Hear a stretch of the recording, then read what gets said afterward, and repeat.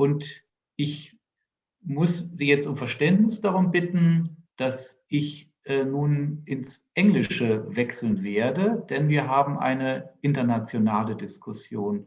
We're having an international discussion, so I guess this is one thing which is good about the generally unpleasant situation with the pandemic, that we are learning to get in touch across countries, across continents, and while many of us are not able to travel, Englische wechseln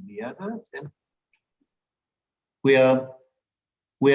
We are learning to communicate virtually, as we say. So we have two. My name is my name again is Patrick Barners. I work as an editor with the German newspaper Frankfurter Allgemeine Zeitung.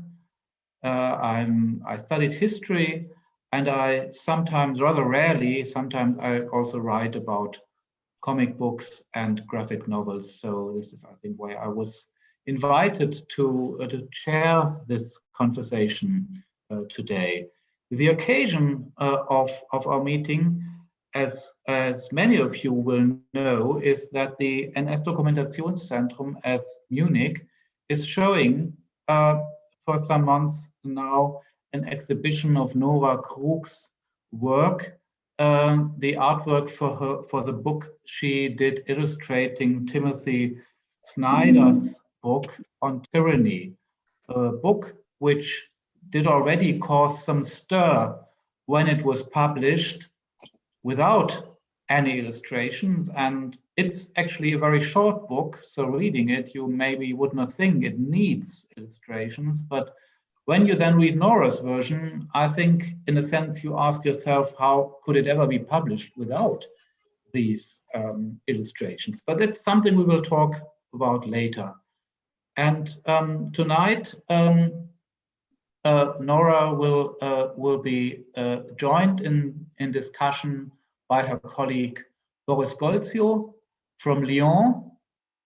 He also brought out a book which was published in Germany very recently. It's a story of a French woman, Francine R., who worked for the Resistance in the Second World War, and then was caught by the Germans and brought to two concentration camps. And she tells her story, and Boris illustrates her story in this book. Well, I think this is already almost as much as you need to know from me now. Boris is joining us from Lyon. As I said, Nora, who originally hails from Karlsruhe in Germany, joins us from Brooklyn. She has been living for almost 2 decades now and working in New York. We have plenty of time, as I said, about 90 minutes, and there will be time at the end of our discussion for you, our viewers at home, to put your questions and comments and ask these two artists anything you always wanted to know about the art of writing and drawing graphic novels. So we will start by having 2 presentations. Each of our panelists will give you an idea, of course, a visual idea, but also a narrative idea of their work.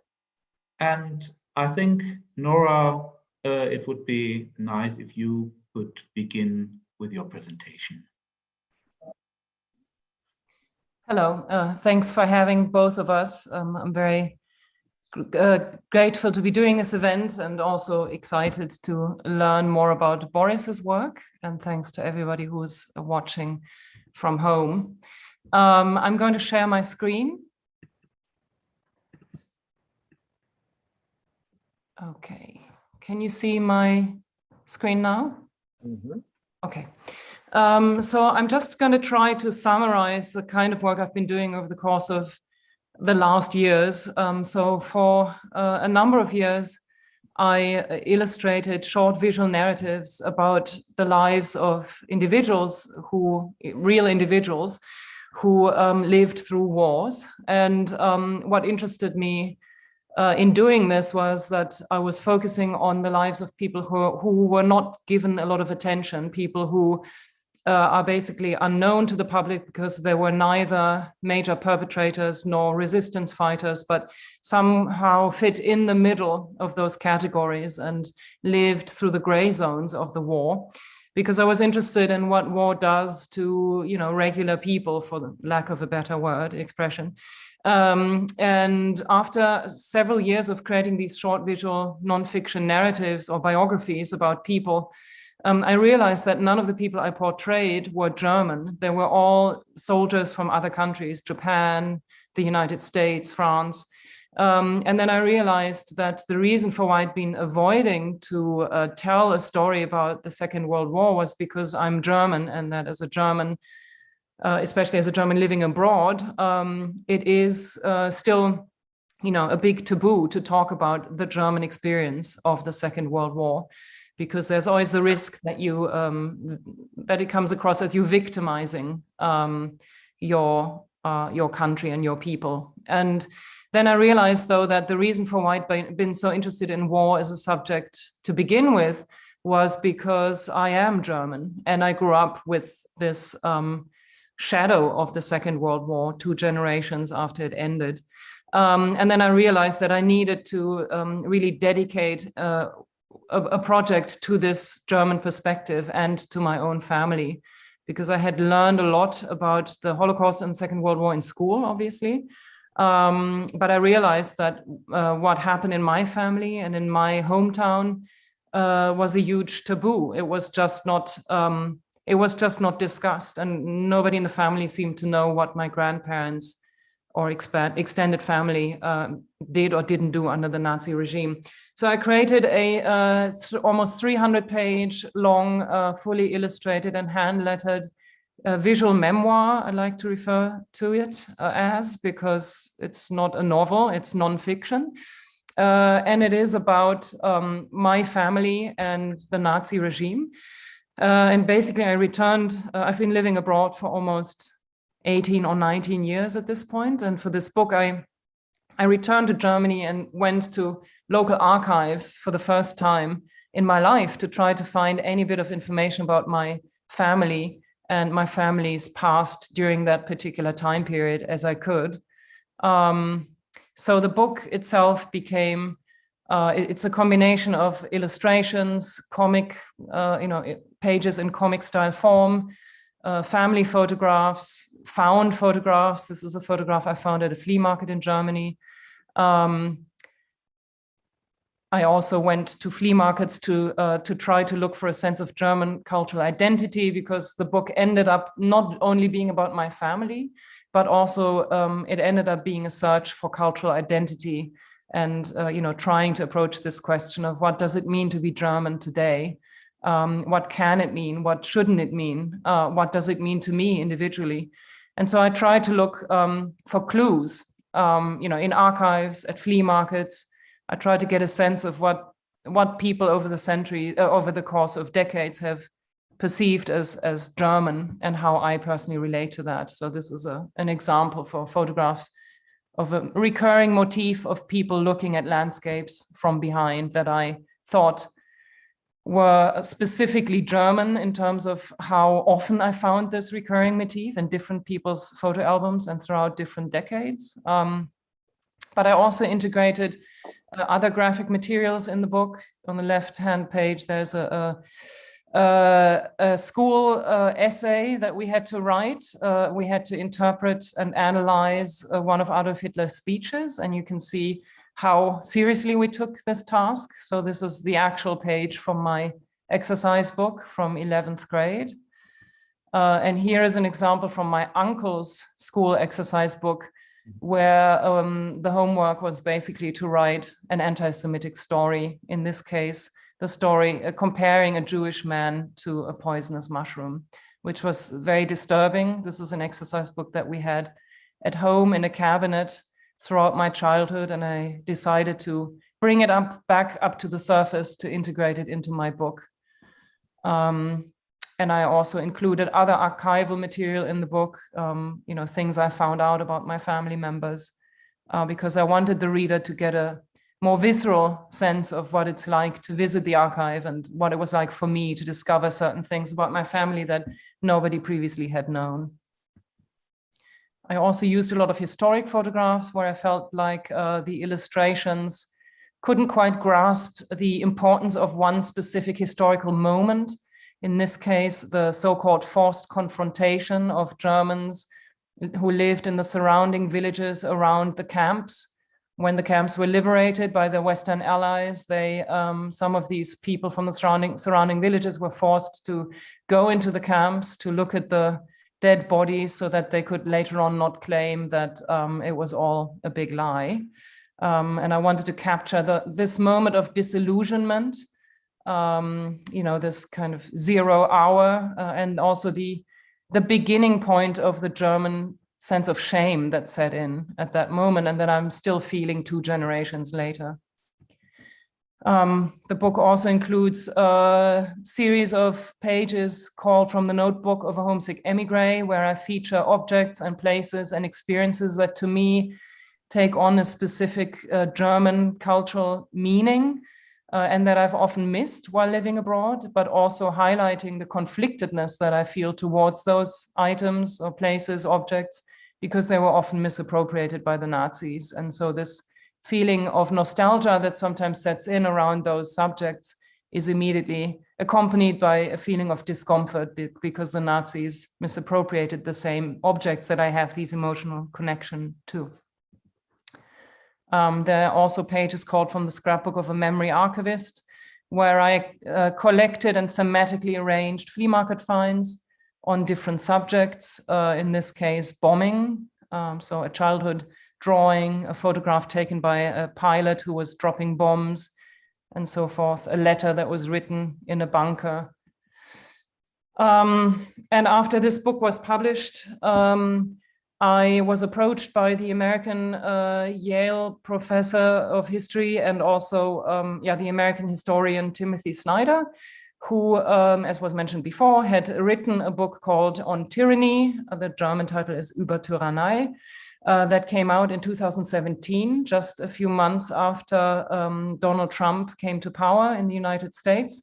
And it was really a reaction to this shift in leadership and what it meant to Americans and to the world. And it's a book that's divided into 20 chapters. Each one of them is basically gives you they're basically 20 lessons that talk about what we can do as citizens today, living in democracies that could be at the brink of tyranny or dictatorship, what we can do as individuals and as citizens to protect our democracies and defend them, and to recognize patterns from 20th century Europe that can help us recognize early patterns of tyranny today and resist them. So he asked me if I wanted to illustrate this book, and I took this opportunity because I think it's a very important book and has remained a very important book. And I applied the same visual style as I had done with my other book, Heimat or Belonging, which is this collage style of illustrations, found materials, and photographs. For this book, partly because I thought a lot about the fragmentary nature of history or what we perceive as history, but also because I wanted to say that tyranny is timeless.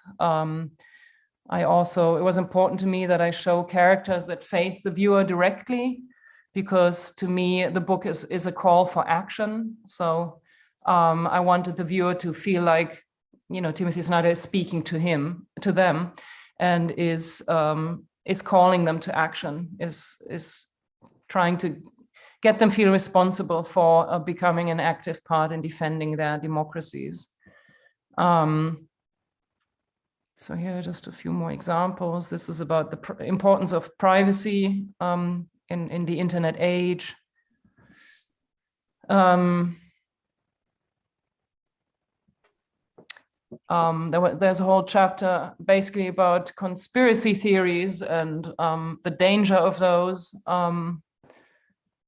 And what was also important to me was that I include the traces of making the book in the actual pieces themselves. So I use a lot of collage, a lot of hand-cut pieces of paper, because I wanted to convey the idea that we're all part of the shaping of our future, of our country's political future.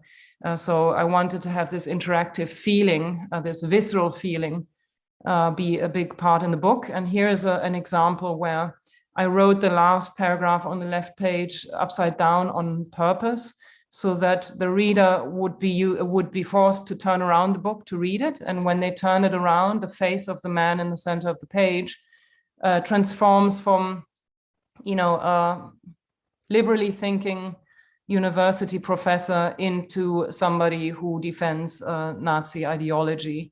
And by doing that, by turning the book around, the viewer basically the reader becomes part of this negative transformation process. Yeah, that's some insight into the work I've been doing.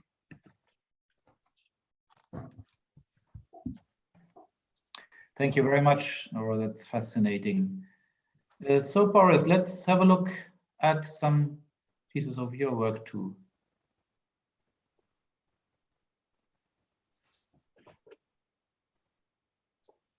Well, I hope you do hear me.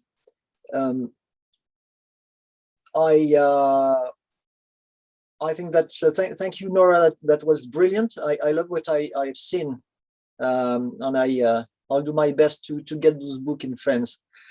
Sorry for my English. It won't be as good as yours, but I'll do my best. The story of Francine is it came in a different way to me, because I always was curious about Second World War. I mean, not the fighting, but the suffering on the victim sides. All the victims, which mean the French, the Germans, and others. And when I happened to meet Francine, which she came very late in my life, but in her life, because she was about 80 when I recorded her in 2000, and she died in 2003. So I didn't have that much time to share with her. What I did after a few years of meeting her time to time, I decided to record her, because she had never been recorded before. Then I did that with no more intention than to record it and to send it to the memorials where it will be kept safe. After I did that, and the testimony came into a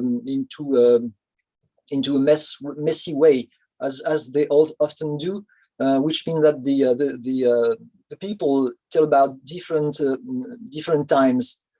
So I did have to understand it. Then I did it from the I put it on the line, which starts with the day she's arrested, and it stopped when she comes back to France. When I did that, and it took me some time because I was working doing comics, and the difficulty for me was to find the right drawing to do that, because I was then doing some funny comic strips, big nose characters and funny things. So I had to find a nice way, a graphic way to give that story to the readers. I really wanted to have people to read it. In the memorials, there are a lot of testimonies that can be read or seen, but they are tough to follow, because it goes in many directions, and you have to know history to follow the lines. Then I decided to present it in a one-line direction. into a comics, and it took me some years to find the right way to do it, because it was not my basic drawing, and I did have to find the right way. After I did that, and Francine did die when I was doing this, so she never knew that there will be a comics about this her story. But I like to believe that she would have loved it. When I had to start about on that work, I had many questions, which naturally comes to me when reading a testimony, meaning what is right, what is wrong, what is close to the reality, or what is reality. So I did about 7 months of work in the archives in France, but also in Germany, and it has been very, very helpful, because once I did find the tracks of Francine in every situation where she said she had been.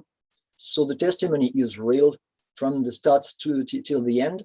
And she has not been lying or forgetting things. And with that archive works, I did add some pages to the original storyboard. The first storyboard, just from the text, was about 80 pages, and the final work is 128 pages. So this is those pages are I've been able because of the archive works, and it helps me to give a documentary version of the book, which is very helpful to me, and I hope it is to the readers. So it took me 6-7 months to do the archive works, then more almost the same time of pure drawing things. And well, I like to say that I have the book I wanted to do, and I have the book now that I wanted to do, the book I wanted to read. So I hope the readers will like it that way. I don't know about in other countries, but in France, and there are a lot of comics in France coming each month, but there are almost no documentaries the way I did it. There must be some, but I don't know them, and I did it the way I wanted to do it. I thought there will be more of this kind of comics, because they can be useful, and they are used in school. I used to go time to time to school. This morning I was in a school to tell about that story and that period of time to a class. And the teachers are they appreciate this kind of things, because I mean the book, because the students can learn about that story with real things, documentary things, without being, how can I say that? And this story is very hard, and the pictures each one can find on the internet of the concentration camps are very hard, and the youngsters, a lot of them are not prepared to that. The way we can do it in the comics help the teachers to do their work, and to have some youngsters which are basically not very how can I say, they are not pleased with that part of history. They can touch it, so it's very helpful. And I hope I can continue doing different type of stories like this in the future. What can I say about this? You see here the pages with colors, and this is one thing that was very nice with the publisher I was working with, is that the colors were not supposed to be in that book. It's the pale color there is in the background is called bistre, which is between gray and color, not too cold, not too warm. But for certain scenes, I had to have colors, and the publishers say yes. And from then, I've been able to use little bits of colors for the rest of the album. It really wasn't made to be colored at the beginning, so it was a very nice work to work with that publisher. And the book came to Germany this year. The French book was published in 2018, so it took time to have it in German. But I think it was something to do. The French book wasn't complete as long as the German version wasn't there. So it's very nice. I'm very happy that the book is existing in German. And for what I hear, the German readers or German commentaries are very good, which I do appreciate. And I think it comes from the thing that Francine, being a victim of the Nazis, she's not hateful. She has suffered. She did her part in the resistance. She was sent to the camp. She paid much more than she thought she would pay for what she did, but she is never hateful with the Germans, and to be in contact with other deportees, I can say the same, that they do share that thing. They don't hate the Germans. They do hate the Nazis, of course. But for Francine, and that's in the first pages of the book, for her, the first people that was how can I say, that was responsible for what happened to her was Pétain. I mean, the French. What is he's not? He was, shall I say, president? I don't know. I don't have the words in English, but Pétain was responsible for that, and not the Nazis. So the story, I believe, is very pleasant to read for the Germans, because it's not as heavy as it could be in some other ways. I hope I've been clear enough about the presentation. Absolutely. I think we got a very good impression, and we'll definitely, those who haven't seen the book, it was published by Avant Verlag, very prominent publisher of graphic novels in the German language. And On Tyranny, we may also mention, was published by CH Beck, the Munich publisher, sort of maybe the most important publisher for history books in Germany. And I think this tells us something about the way that these graphic forms of telling stories and of telling true stories and even horrible and disturbing stories, which need to be told, that they are taken very, very seriously now in Germany. And I think in the early decades after the Second World War, for example, Philippe Pétain and sort of the idea of there was this French regime of collaboration, that there were some segments of French society, for whatever reason, willing to work together with the Germans. This was actually quite well known in Germany, because it made it possible for Germans sort of to distribute the guilt and to think, well, we didn't do it all on our own.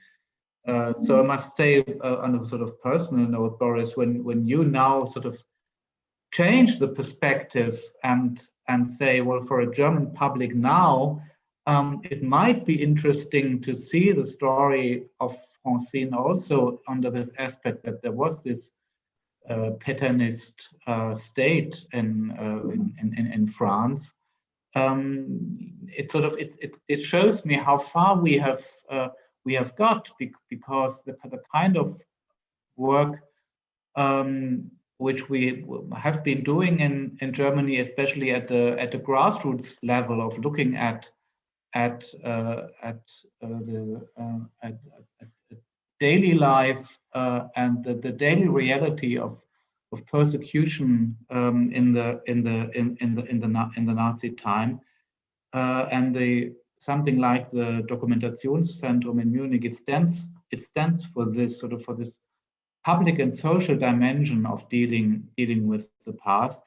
I think, in a sense, we have come full circle now. Of course, the work is not finished, but we've come full circle now, and we are curious about Francine's story, and even learning about Pétain without having to be afraid that as soon as word spreads again about Pétain in Germany, we will fall back into our old apologetic routine. At least this is something I hope. Yes, thank you. Sorry. No, so I do agree. Time has come to dig into those things. I mean, from our generation, we were kind of close to the Second World War by the grandparents, so that was almost a direct line. But now the new generations are not linked directly with that story, so the guilt shall not exist anymore from each part of Europe. It should be like this.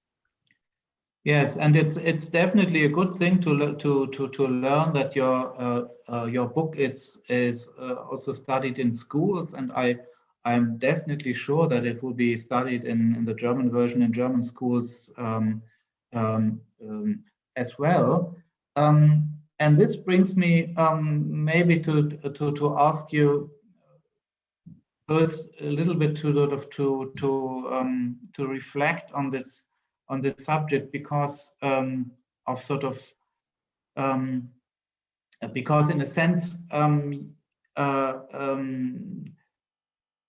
when I look at your the first of your two books, Nora, Heimat, again I could change the perspective and become a little bit more somber when reviewing in the long term how the public consciousness evolved, because you went ahead and looked at the history of your family, and you tried to find out what your grandparents did in the war and so on.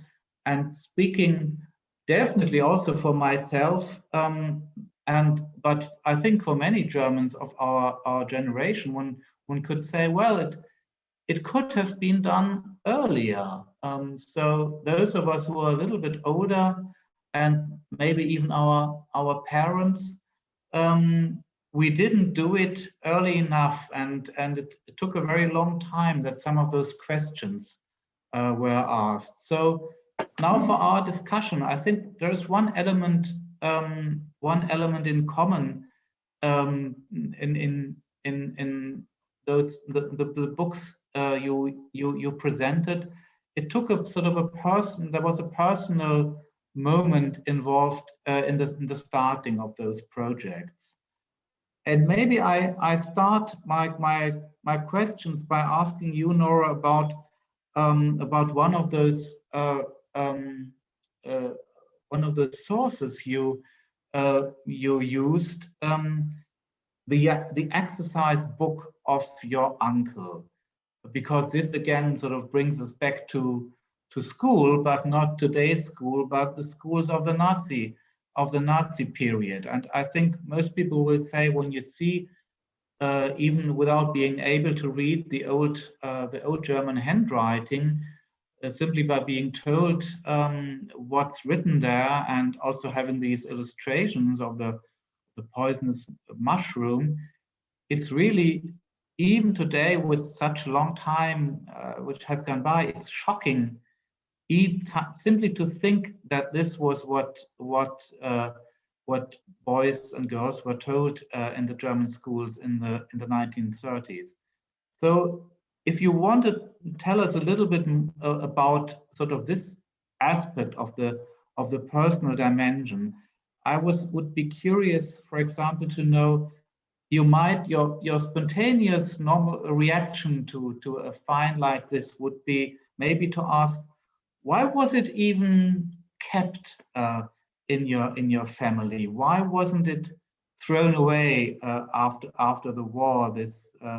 This exercise book, which is sort of evidence, even if your uncle was a child, but it's evidence sort of for the way he was contaminated. One might even say he was, in a sense, poisoned by what he was told at school and what he was then taught to do and to write and to draw. So how did you discover this? And I mean, what did your family maybe say when you confronted them with what you found there? Well, the exercise book had always been in our family. It had always been in the living room cabinet of our living room, of our house where I grew up. And so my father, I think at some point, I as a young child, I stumbled across it, and my father, I asked my father what this was, and he explained that it was my uncle's exercise book from that time. But I think when I first discovered it, I had no idea of German history. I didn't really understand what I was looking at. And then when I started working on the book, I, of course, went back into our family's drawer because it contains all of the family photographs and those exercise books. And I just laid out all the material that was there, and I suddenly looked at it from a different light, of course. I never asked my father why he kept it. In fact, he only took a few things from the house that he grew up in the village, because he then left the village and has basically hardly ever returned to it because he had a very difficult childhood and it only brought up negative memories. So it is an interesting question, to ask, why did he bring that particular thing with him? And I'm very glad that he didn't destroy it. I mean, all this evidence is very important. And as you just said, this kind of personal work could have and probably should have done earlier in Germany. I mean, Walter Kempowski did this book called Das Echolot, where he collected a range of, I think he put ads in newspapers asking Germans to send him all kinds of letters and photographs that they might have kept in their attics or drawers, or family members who lived through the Nazi time. And then he published a huge compendium of, a collection of all that stuff. So he was one of the people who earlier on made a point about the fact that these personal objects and items can tell us as much about history as the history books can.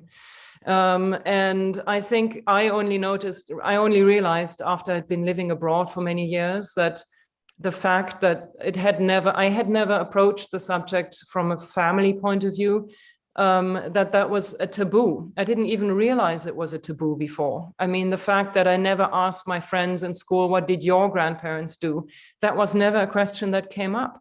And I think it's a collective taboo. And I mean, I agree that Germany has done a huge amount of work when it comes to remembering and memorializing that time. But what the problem is that Germans tend to then say, well, the work has already been done by institutions. It has been done collectively. So why do I need to even learn more about it? Why do I need to continue with this research? I already learned everything that there was to learn about the war. In fact, I'm tired of always hearing. I mean, a lot of people express this in Germany also today. I'm tired of hearing about this. I'm tired of always being the bad guys in the world. But what they really overlook is the fact that they probably have never gone to an archive to look at their own family's files, which is a whole other way of memorializing, and a very important way. So the personal and the collective are both connected, but they're both also important in their own separate ways. And when I started working on the book, that was actually the first time I ever realized I had myself never gone to the archive, and there's still so much to explore, even if you know the facts. There's so many, I mean, history is made up of stories. History is made up of individually experienced moments. And, you know, Boris's book is a great example for that. And we can find a very different kind of entry point into history, much more emotional and direct and visceral entry point if we point out and tell these stories, these individual stories, and especially when it's done through a visual medium. I think they draw you in a very different way. And that's why I decided to integrate these pages from my uncle's notebook. I mean, there are several in the book. And I decided to really put them in the book in a way where it would almost feel like you are holding his exercise book in your hand. And I mean, what's tricky is when I'm invited to events, especially in the United States. I mean, I was invited to a big Jewish museum in New York, and whenever I read from the book, I often read this chapter. And it's not an easy thing to do, to read this kind of terrible anti-Semitic story that your own uncle wrote in front of a group of, you know, Holocaust survivors or family descendants of Holocaust survivors. But I think it needs to be read. I think it needs to be read aloud so that we can really hear and experience how terrible this was. And just one last point. I also wanted to make the point in the book that I agree, my uncle was probably poisoned by the time, by his teachers. But I also think that, you know, he was 12 years old when he wrote this story, and he grew up in a village with Jewish children who were probably his friends at one point, or at least his neighbors who worked with his parents on the farm.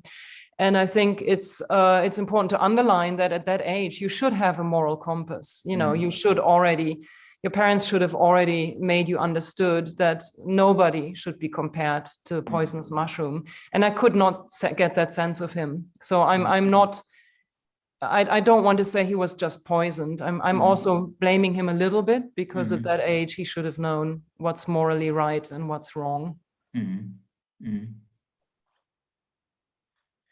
Yes, and I think the sense of sort of the kind of personal responsibility which nobody can evade, that comes across, I think, from both your books, speaking now about Heimat and the story of Francine R, because Francine also had to make her decisions also in a village environment where everybody knew everybody else. And I think one really fascinating thing, Boris, about the things she told you and you found out is how much depended on sort of very elementary questions of whom you can trust and whom you rather shouldn't trust in a situation like this. That on the one hand, sort of working for the resistance, these people then knew, for example, the barber is someone who will talk to the Germans. And while reading the story, I found it simply amazing, the courage it then takes to take the risks that go with that kind of knowledge. That on the one hand, and then reading the story decades later, on the one hand, you think you learn something about, in a sense, men in general. It probably, this kind of situation would have been very similar in every occupied country. It also would have happened in a town, in a close-knit quarter, not necessarily in a village. but it also has this very sort of something very specific. So reading a story like that, seeing the exercise book again of your uncle with a poisonous mushroom, it gives you something special, shows you something special which you don't learn about when you read simply a book about the human condition as such. But Boris, I would like maybe to ask you about your personal connection with Francine. Sort of, what was your sense? Why did she get in touch with you? And you told us she never knew that in the end, what came out of this telling her story to you was that you drew a book and told her story in this form of an illustrated book. So what do you think was her idea in the first getting in touch with you and then getting to know you and telling the story? Oh, her reason was very simple. She was the place where she lived and where she worked after and before and after the World War II was nearby Lyon in Roanne, where she has been arrested, and because of the what she suffered in the camp, in the concentration camp, she was sent into the south of France when she was retired. Then she called me in 97. I think after her husband died, and she wanted to get in touch with the rest of the family in Lyon. So she dialed my name on the phone. She found me. She thought that she would be talking to my father. She knew that my grandparents, which were her cousins, were dead, and she thought that their son my father was still living in Lyon, which was not the case. But then there was only 2 Golzio in Lyon at that time, and another one. The other one was an aunt of my father. So the only male of the family was me in Lyon that was left. So she, as I tell it in the book, she called. She left a message on my phone, and that was the first time I ever heard from that woman. She said, as I say in the book, that she was that resistant cousin that was deported during the World War II. Then, as it was late, I called my father the day after, and it reminds him that a long time ago he used to see that cousin of his mother that will came to Lyon time to time to be checked by the army because of her health. Then that's the reason why she get back in touch with me. She wanted to renew with the family. As I've always been curious about history and World War II. As I said, I was very pleased to know her, and she was a very lovely old woman. She was funny. She was full of life. I even thought that she was telling about concentration camps, and she was coming to Lyon because she was coming with students to see the Resistance Museum in Lyon, which is a very nice place with a lot of stories to be told there. So she will come with the students, and I did go with her there. And there is one drawing in the book where she said, that's when she said that she hates Pétain. That's she told I'm sorry.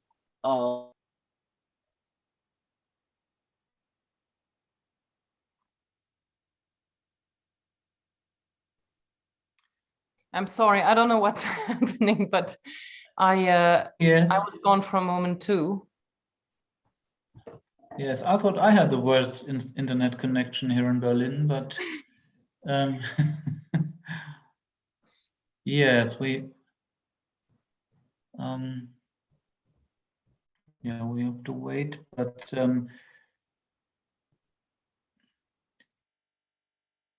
Yeah, so I don't know, maybe with these kind of questions, it's obvious that there are some things one can tell, and also some things which it's sort of not a maybe good idea to talk about. But maybe, Nora, you can give us a little bit some indication of how your book Heimat, the book Belonging, this really impressive personal project, how it was received by your family, by your relatives. I have a very close relationship to my family. So from the beginning, I was, my parents told me that they basically trusted me.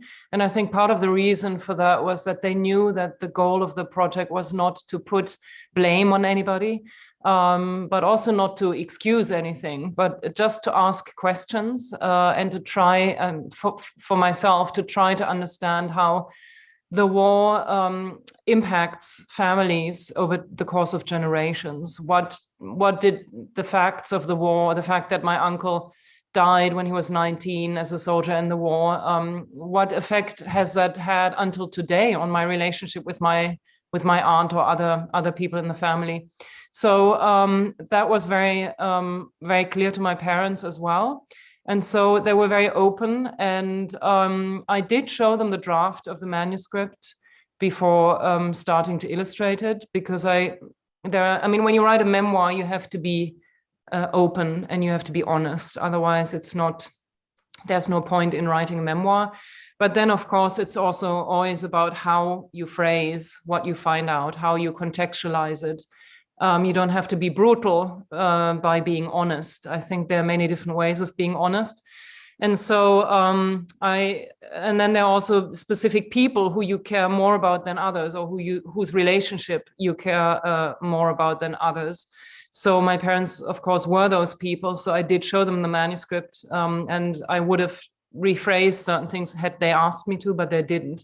So I basically published the book as I had wanted to publish it. And my extended family, I was a bit more nervous about, because I didn't know them well enough to know how they would respond. But their response was also very positive. And my male cousin, who I write about in the book, who's the vet, he actually thanked me for writing the book, because he said that, he thanked me for doing the research that he had never done about our shared family. So I was very lucky. But I also have to say, the two protagonists in the book, my maternal grandfather and my paternal uncle, are both dead. So I might have thought differently about how I write the book if they had still been alive, and their responses might have been very different from the responses that I received from my living family. One thing I would be curious about is there's Boris again. I hope I'm not going to leave again.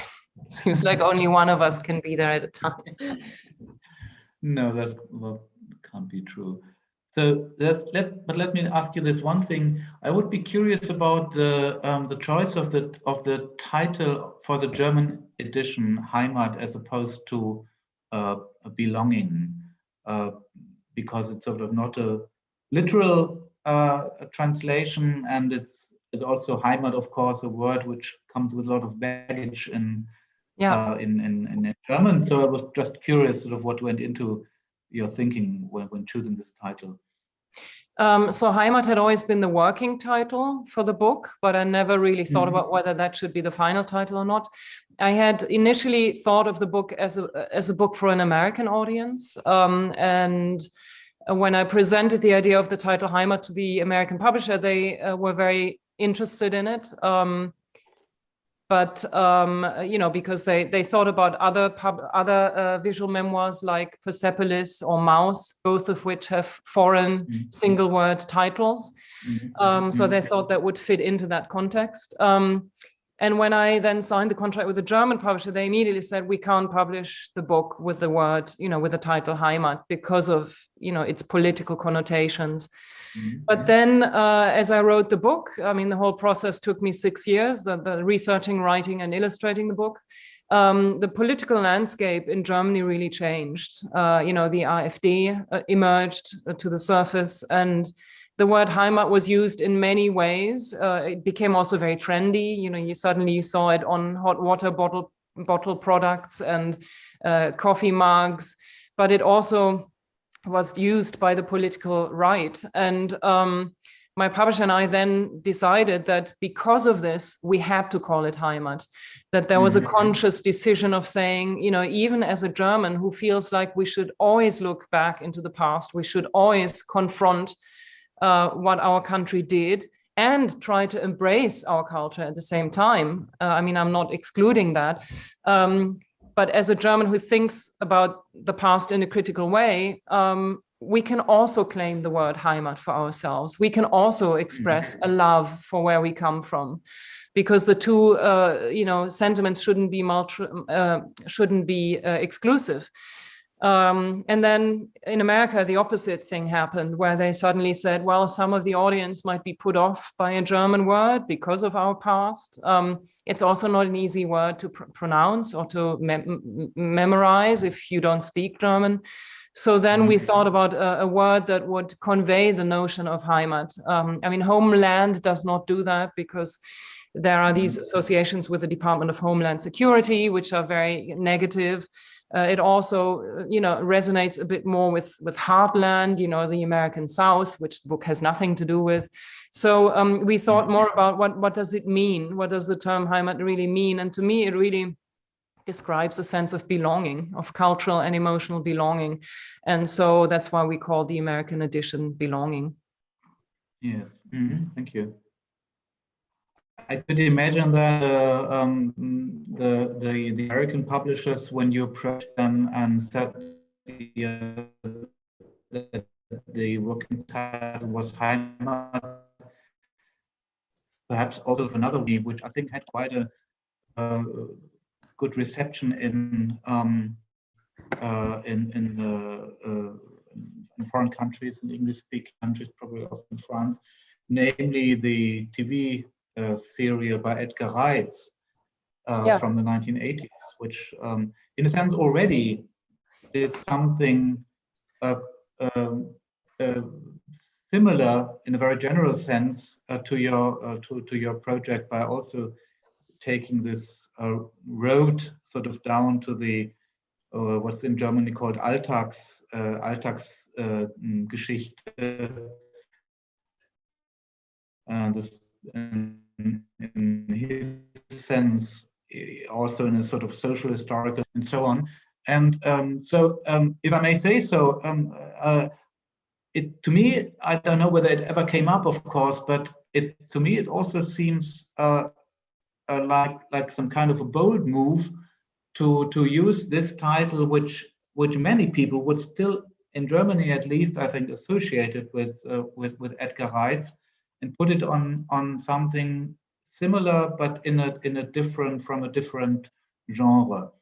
So this leads me sort of to inviting both of you, Nora and Boris, to share your thoughts a little bit about this question of the function, the role of graphic storytelling, sort of in the pantheon of the arts, compared with on the one hand maybe novel writing, history writing without any pictures, without illustrations, and on the other hand film, TV documentaries, and so on. I would be curious, for example, to know whether there were, for both of you, as graphic storytellers, whether you sometimes think about the cinema, whether there are works of the cinema which have inspired you in doing your work with pen and pencil. I mean, maybe just addressing your question also about Edgar Reitz quickly. I'm a big fan of the Heimat series. It's of course not the reason why I called my book Heimat, but I think the reason for why many people associate the term with the series is because it's been so underused. you know, because of its political baggage. And so that's what I tried to change by calling my book Heimat, you know, to basically say we can call these kinds of works Heimat. But in terms of the visual influences from the movies, yes, when I was writing the book and illustrating the book, I was particularly researching documentary films. Can you still hear me? You're stuck again. Okay. Documentary films, in particular those that have an essayistic approach, like the ones of Werner Herzog, but also films like The Act of Killing and The Look of Silence by Joshua Oppenheimer, the American documentary filmmaker. So films that are visually striking, but without beautifying, you know, the violence or those difficult political moments. And so, yes, I think in terms of illustration, I think illustration has always been a political tool from its beginnings. I mean, when you look at medieval woodblock prints, for instance, you know, for better or for worse, illustrations have always had a role to play in informing our political and social thinking. And so I think the graphic novel as a medium is a very powerful tool to communicate political ideas. Mm. Of course, yeah. Because I do agree. I agree with all what Nora said. I'm sorry, I have a computer problem, so from time to time it disconnects. I don't know why. So I'm very sorry about that. About those things, I will say that on my side, I don't have the time to watch that series, so I don't. I can't remember the last series I did watch on TV. I love of course, movie things, but to do my work on Francine, which is very specific to me because, as I said, I'm coming from the humorous comic strips. I've been able. The drawing makes it possible to do so many different things, different renderings. Even in one page, you can have different types of drawings, and that's something you can't have into or maybe you can, but it's more expensive. You can have it in the movie or in documentaries. The pleasant thing in doing. In searching for the line of Francine is that I was looking at some type of rendering that will not put me at the first place. I did all the pictures with having in mind that the main thing to do was to transmit the testimony, but I was not the star of this story. Francine is. Her telling of the story is. Her words are. I hope the translation, I suppose it is very, very good in German, because it must have been a hard task to do. The telling of Francine in French is spoken. It's not written. It's not intellectual. So she was a simple worker, and she was telling things with her own words. And the main thing in that project was to give it to read as she said it. So I did my best to be more as transparent as I could be in doing the pictures. Of course, I'm here and I am the one telling the story, but I did my best not to do any effect on this type of story, which is very, very easy to do, very easy. Mm. Yes, thank you. I'd like to remind our viewers that you have the opportunity to hand in questions. Mm-hmm. When you're watching us on YouTube. There is this. You can put your questions in writing, and they will come round to us, and I will read them. The first question did already arrive, but as we have already come in, but as we have quite a lot of time left, I maybe for the moment I'd like to pursue a little bit more this question of your views of also of the technical and the aesthetic aspects of your work. And Boris, you told us not just now that for you it was important to have Francine tell her own story, and I wonder sort of how this goes together with your style of drawing, which of course we have seen just a very few examples, but we've just by these few examples we've seen it's very distinctive. It's good to recognize. So I would maybe try to draw you out a little bit more and tell us a little bit about sort of the kind of decisions that you made when sort of developing the style, which then was the right style for this project, which you've been working on for quite a long time.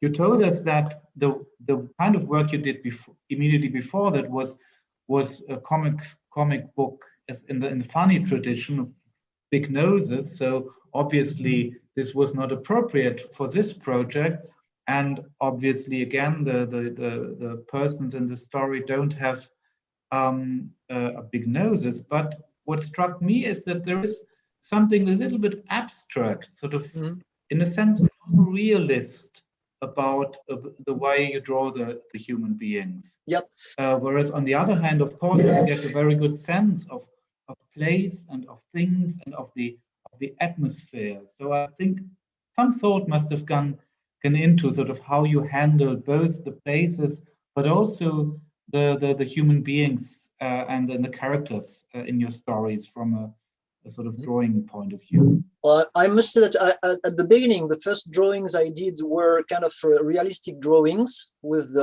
realistic characters, drawn in black and white with a pencil, ink, China ink. But I wasn't satisfied with it. It was too harsh. It was too strong. I wanted something soft to be on the second place. As I said, didn't want to be on the first place. So I spent my time in one direction, which was erasing as much as I could my presence in those pictures. So I spent my time taking off everything that wasn't useful to the story. And then starting with the faces of the characters. The first drawings were showing people with nose and with lips, which is kind of easy to do. But in the meaning of of drawing the concentration period with all the pain and all the suffering that was happening in those places. Having this type of drawing with all which is sometimes close to symbols was very, very helpful.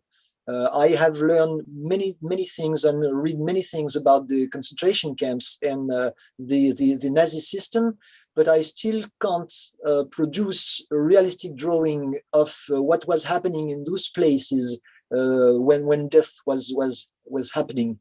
I've been into Ravensbrück for the documentation. I knew how the place was because to have the good rendering of the place of that place, which is very large, I did a 3D model to be at ease with it.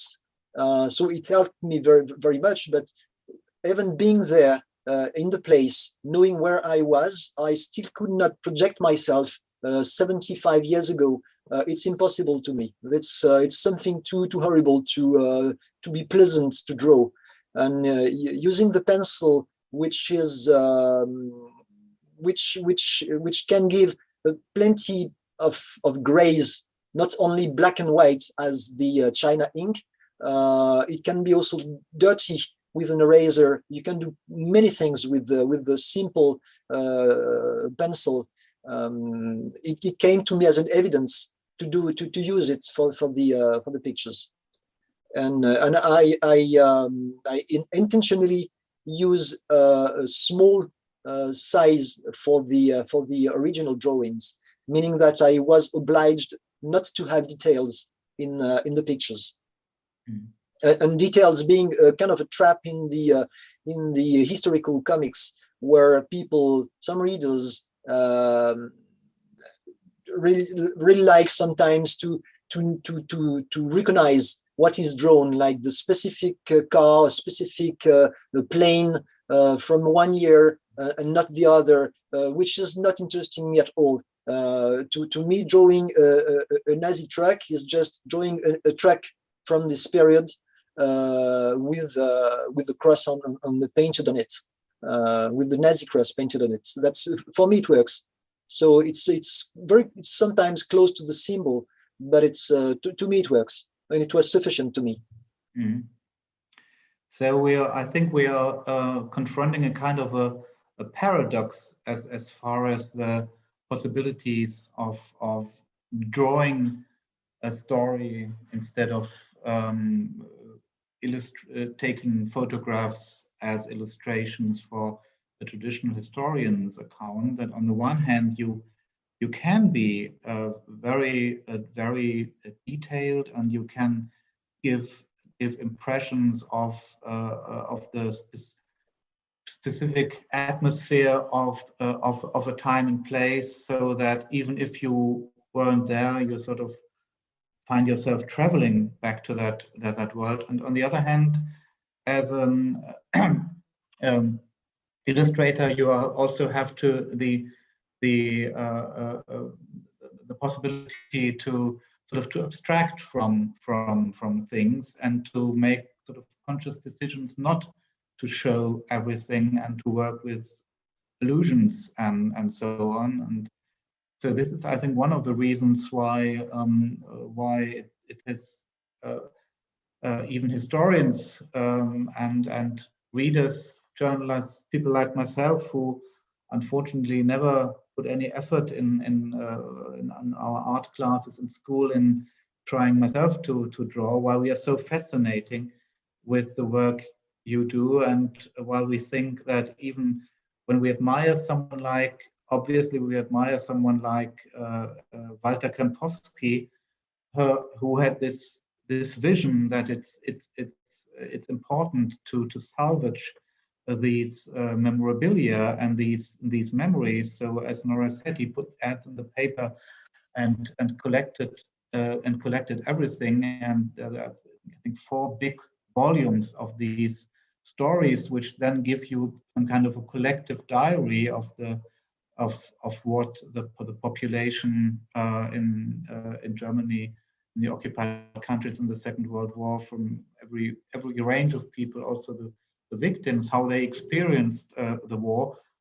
And still, while I'm not sure whether anybody would attempt sort of to try to give us an illustrated version of the echolot, still there is something to be, not only to be said beside these stories, but there is something to be shown. And this is something that you do with your work, in sort of both using words and drawings. And this brings me to the first of our questions. We have quite a number of questions already, and this is there is one of the viewers who would like to invite both of you to reflect a little bit on this relationship, and maybe compare a little bit what you want to achieve, and what you think are the strengths and weaknesses of more traditional history writing. I mean, I think for me, the main thing I want to achieve is to make people understand that the history lives on in us, and that we have a responsibility to face it and to keep it alive. And I think that personal stories and also illustrated stories can really do that, because they draw you in on a very emotional level. And we sometimes underestimate the power of illustration. I mean, it's often associated with just children's books, or but we are highly visual people, I mean, as adults too. And as I mentioned earlier, illustration used to be the only visual medium that we had available to inform us about the world before photography came along. So I think it still speaks to us in very powerful ways.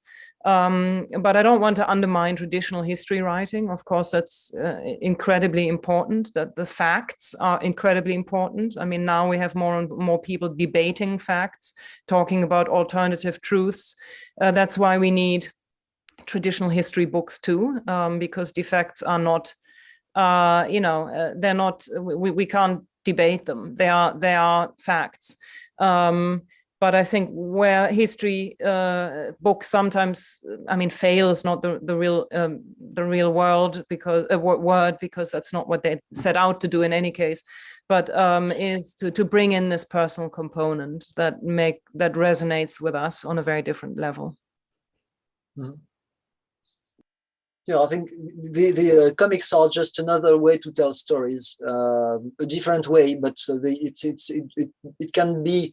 The new thing it brings it's that it can touch some new readers, maybe younger readers that will not go straight to a historian's book or a classic historical novel, things like that, things that are too rough to be read on first time. That's why I guess, and that's why I know. Because the teachers tell me that in the college in France, they appreciate this kind of book because they can be read by all kind of publics, and this is history. This is they are documentaries, and they are very reachable to anyone. So that the comics it's like a movie or a documentary, a TV documentary that is very, very much less expensive than the movie. For example, it can also move. The French version of Francine came up in 2018, and when it came to publish it in German, the Ravensbrück Memorial asked me to change different things that happened to be new in the historical representation of the camp. So I've been able to, for the German version, to change some drawings into the camp. That's something you can't do for a movie, or it's so expensive, it's not worth it. You can do plenty of things with comics, in fact. Mm. Yeah, that shows us that in a sense, although you would tend to think that the page of a comic book or a graphic novel is something finished, and maybe also something to admire and to study. From your perspective, working on it, it's all these pages, all these artifacts are also works in progress, and you can, if you have a reason, even erase something and correct and correct something. And this brings me to a question someone is putting to Nora, a viewer who is interested in the sort of the technique you used for Heimat. Maybe we can call it the technique of the scrapbook, that you put in sort of these original finds and original documents, like in a family album, someone would have without the intention of publishing it. And the viewer would be interested to know sort of how did you come up with this idea of integrating the illustrations in this way with your words? It was, to me, the most natural approach. I mean, I didn't come from a strictly comic-based background. I've done, before Heimat, I did other books, artist books, and other types of books that were not really panels and speech bubbles. And so I wanted to free myself from a structure that I thought would maybe limit me in telling a personal story and connecting it to the past. And I decided to use the scrapbook format for a variety of reasons. So one was because I'm talking about a journey in a way. I wanted the reader to experience my attempt of finding out more and go through that experience with me step by step. And so this idea of a visual diary was in the background for me always. I also thought a lot about memory and history and the ways in which we understand those terms, and memory being something that we often construct in retrospect, to make sense of fragments of experiences that we had. We construct a narrative out of those in retrospect, and then we call it our memory. But in fact, often the things we experience in life are very contrary or contradictory and just varied and chaotic. And again, I wanted to convey that in this versatility of visual styles that then make sense as a whole, that then can have an inner logic despite their chaoticness.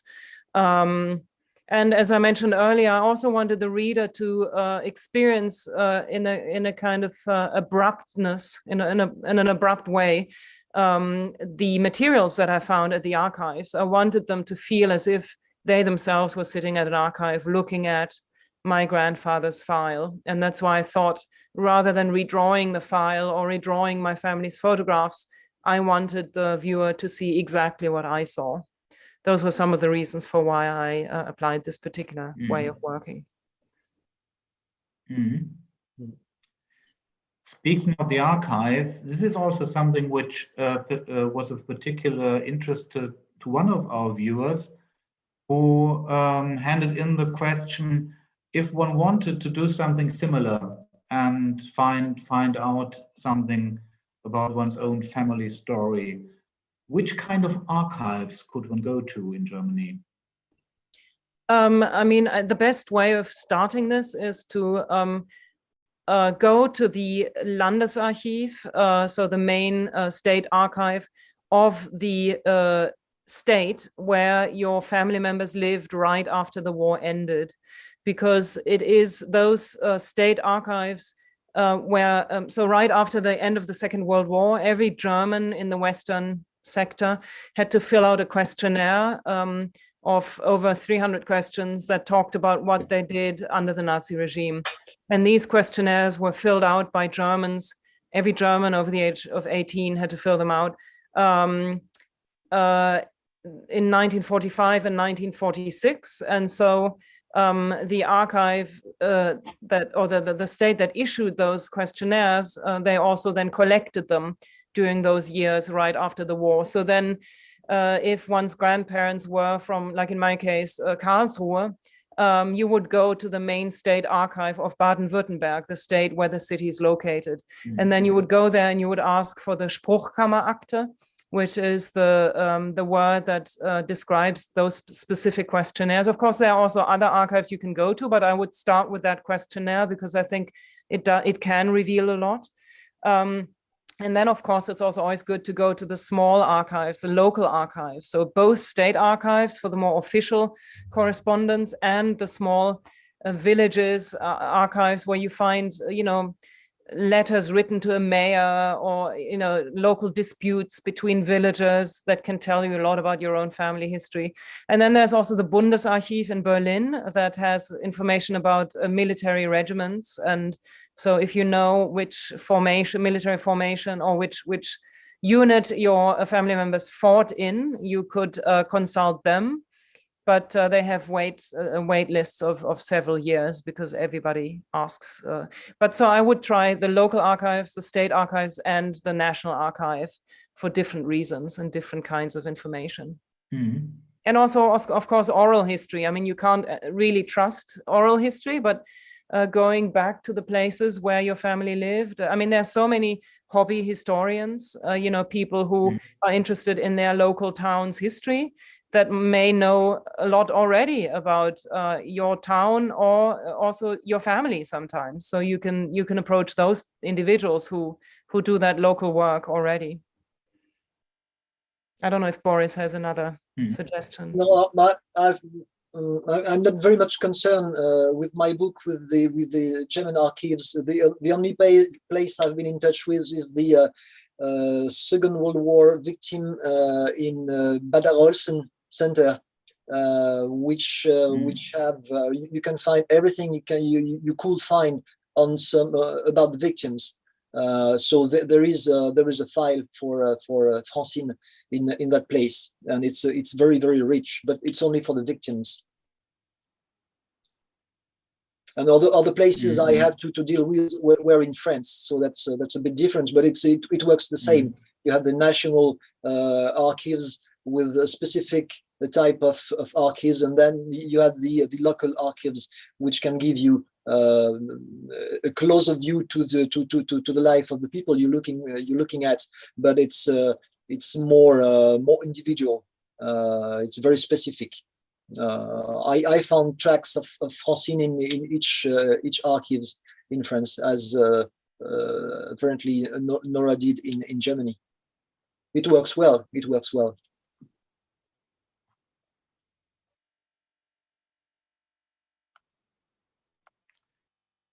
Yes, thank you. Nora early on said something about the sort of political, in a sense, the political background in Germany when working about this kind of historical subjects. That even the word Heimat has taken on a new, maybe not poisonous resonance, but that sort of you have to be careful how to use it, because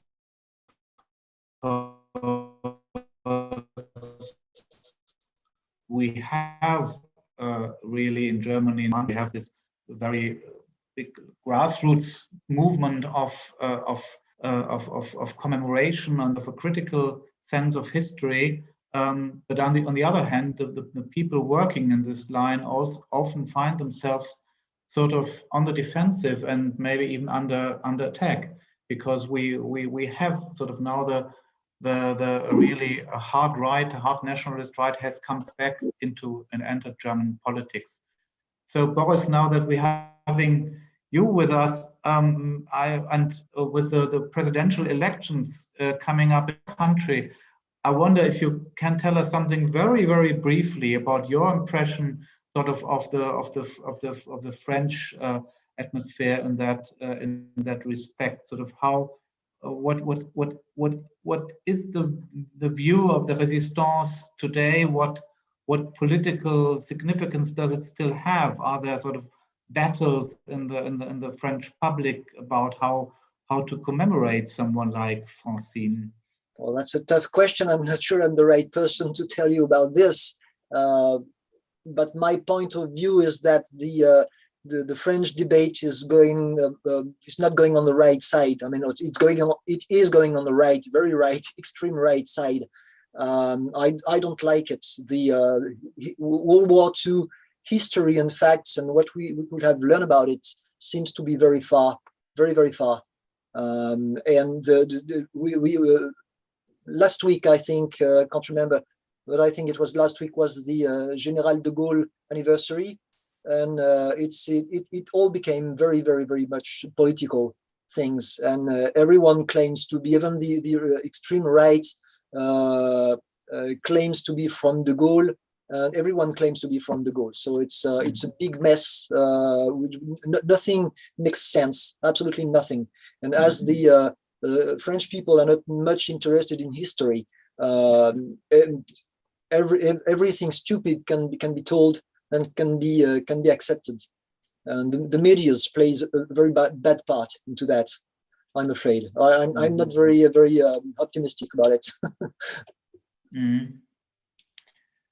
Yeah, well, thank you. I'm not sure we can be so optimistic about Germany either, at least of the part about the media. So I myself work in the media. I also am sometimes sort of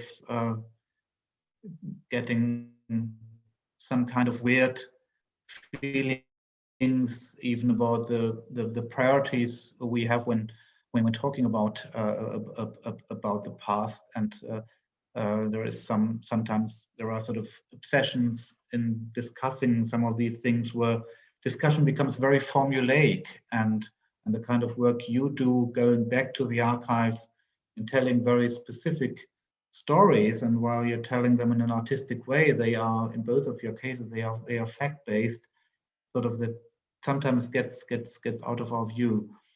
There is someone who would like to know about sort of are there any plans of having your books published in other countries than the United States, Germany, and France? Would there be interest for either Heimat or Francine or both in other European countries?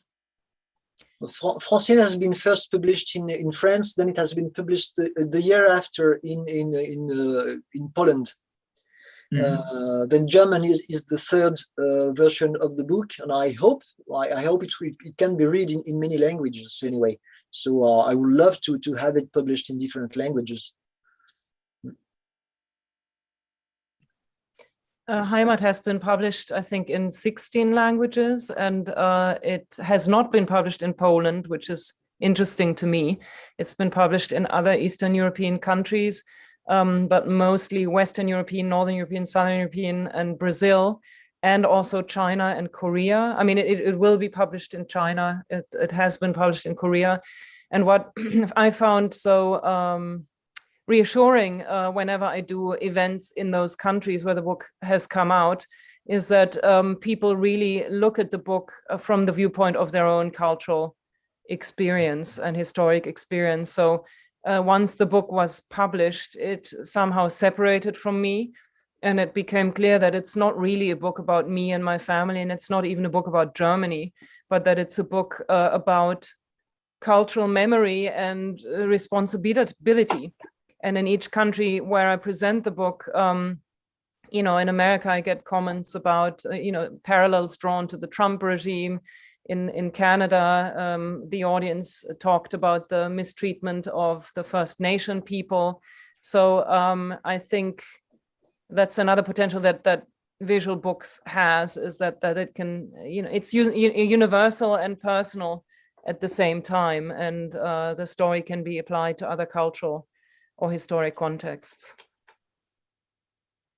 Yes, thank you very much. And I'm sure everyone will agree that these books we have been talking about tonight will make their way and deserve to make their way to find new readers, and in different languages, and also live up to the challenge to have the words then rendered again in both varieties of this very intricate and readable handwriting, which is always a pleasure for when you read a graphic novel, that it doesn't speak only through the illustrations, but also through the lettering. So, and of course, I'm very optimistic that people who will visit the NS Dokumentationszentrum when it's possible again to travel around Europe as much as we like, and of course as much as can be justified ecologically and ethically. People will pick up your books at the shop and the Dokumentationszentrum, and maybe there will be publishers in different countries alerted to these interesting books. So thank you to both of you for 90 minutes of very interesting and intimate views into your workshops. Thank you for sharing your thoughts, both about your craft and about the more general conditions of being a political artist in interesting and maybe also difficult times, such as we are going through. I also want to thank the NS Dokumentationszentrum for having come up with the idea and brought us three together here. Thank you very much to the people behind the scenes.